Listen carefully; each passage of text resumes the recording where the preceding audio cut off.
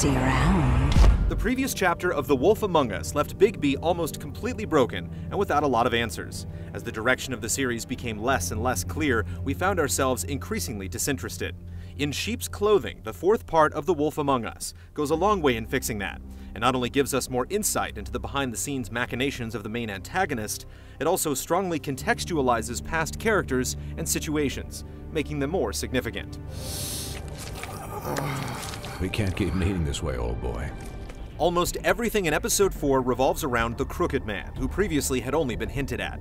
Every bit of information you uncover about him is fascinating because it doesn't all neatly add up. While he's capable of unrelenting cruelty, there's also a method to his madness. Early on, the Crooked Man feels like nothing more than a typical and boring villain in the shadows, a cruel enigma that pulls everyone's strings. By the end, he becomes something much more, a figure born of necessity and someone intrinsically tied to the city and its history.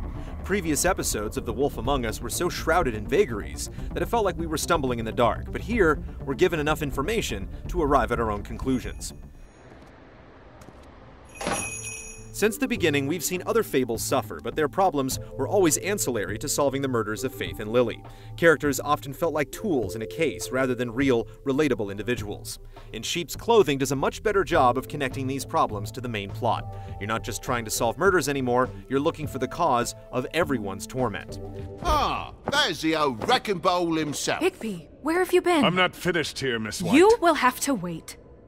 Just one moment, please. That cause isn't so straightforward, however. At one point, you see Toad scrambling to scrape up money so he can afford glamours for himself and his family, making them appear human and thereby keeping them out of trouble. Glamours are hard to come by, though, and the lack of supply has made costs increasingly ridiculous. Bigby can choose to either spot Toad some cash or condemn him to the farm, essentially a faraway prison for creatures that can't afford to appear human. Neither choice has an immediate or dramatic effect, but that isn't the point. Toad reminds Bigby that while he's been out looking for killers and crooked men, the rest of Fabletown has been in shambles. The scene shows that Bigby isn't a flawless hero, but someone making choices that affect everyone else, causing you to question what your role is and what it should be. You're a real friend of the people, Sheriff. The only real issue we have with Episode 4 is that it often feels too structurally familiar. You'll click around for clues, talk to a few people, and get in a fight. Although different things happen every episode, how they occur is almost always the same. It's as if Telltale is beholden to a particular blueprint. We hope that the final episode of the season can surprise us in ways that extend beyond the story.